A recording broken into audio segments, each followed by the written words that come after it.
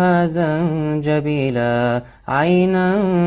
فيها تسمى سلسبيلا ويطوف عليهم ولدان مخلدون إذا رأيتهم حسبتهم لؤلؤا منثورا وإذا رأيت ثم رأيت نعيما وملكا كبيرا وإذا رأيت ثم رأيت نعيما وملكا كبيرا عاليهم ثياب سندس